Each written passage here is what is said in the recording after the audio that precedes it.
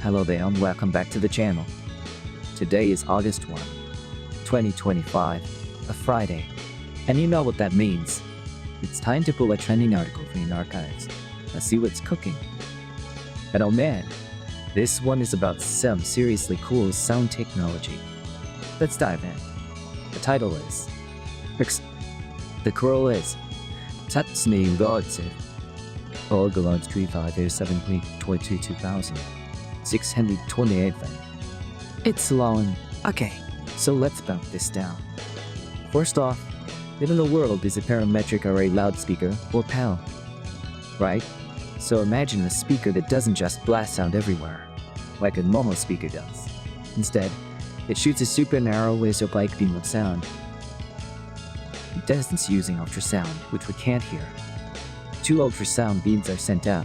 They mix in the air. And through some neat physics, they create audible sound, like where the beams cross. So you could be standing right next to someone who's listening to music from one of these, and you'd hear almost nothing. Super futuristic, right? Now the real challenge comes when you want to use a bunch of these speakers together in what's called a multi-channel PAL and what PAL system. You'd think, oh, just point them all in the same direction, and you get a stronger beam of sound. But it's not that simple at all, because the sound isn't coming from the speaker itself. It's being created in the air in front of it. The ultrasound waves from all these different little speakers start interacting with each other in really complex ways. It's what the paper calls a nonlinear process. This makes predicting what the final sound field will actually sound like a massive headache. And that's the core problem this paper is trying to solve. The old ways of simulating this were well and not great. You had methods that are super accurate but took forever to compute. Like the paper mentions the direct integration method, or DIM, which involves a five-fold integral. Trust me, you don't need to know the math. Just know that it's so slow it's basically unusable for designing complex systems. Then you had faster methods, but they were inaccurate. They only work for specific speaker shapes, like perfect circles. If you wanted to arrange your speakers in a rectangle, or some other custom shape, you were out of luck. These methods just couldn't handle it. So, enter the hero of our story, the experiment method. What these researchers did is pretty brilliant. Instead of trying to do all these nightmarish calculations in normal free space, which they call real space, you used a mathematical trick to switch the whole problem into something called space, or frequency space. It's like, instead of describing a building by the position of every single brick, you describe it by the frequencies and patterns that make up its structure. In this kid's science, the horrible five-fold integral becomes a simple multiplication problem.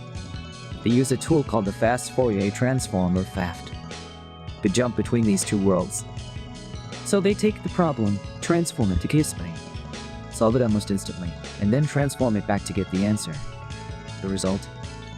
They claim it's more than 4 orders of magnitude faster. That's not 4 times faster. That's 10,000 times faster than the old accurate method. And here's the kicker, it's just as accurate. It doesn't use the same shortcuts and approximations that made the other fast methods unreliable. Plus, it can handle any shape or arrangement of speakers you can dream up. This is a huge deal. So, why should we care? What are the real-world applications? But this is where it gets fun. Let's think about museums or art galleries. With this tech, you could create personal sound zones. You could be standing in front of a painting. A beam of sound gives you the audio description for that specific piece. Your friend, just a few feet away, could be looking at a different sculpture, and they're hearing a totally different narration. No need for headphones. This paper's method makes designing such a complex speaker layout actually possible without needing a NASA supercomputer. Or what about gaming? This is a big one. Imagine a truly immersive surround sound setup with a precisely designed MCPAL array. You could have sound effects that are hyper-realistic in their direction. A character whispering just over your shoulder would sound like they are actually there. Out there at Blizzard, game audio designers could use the simulation method to create the perfect speaker setup for maximum immersion.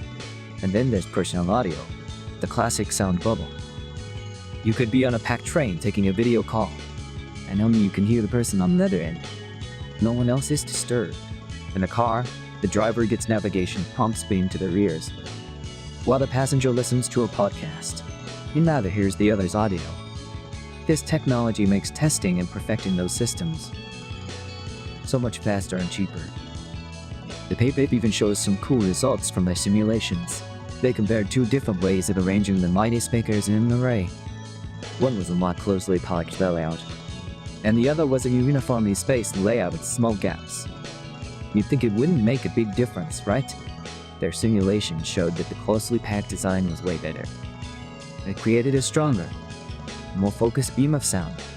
The spider-eyed version had more of the side layers, which is basically sound leaking out in directions you don't want it to go. This is exactly the kind of critical design insight that was almost impossible to get before this method came along.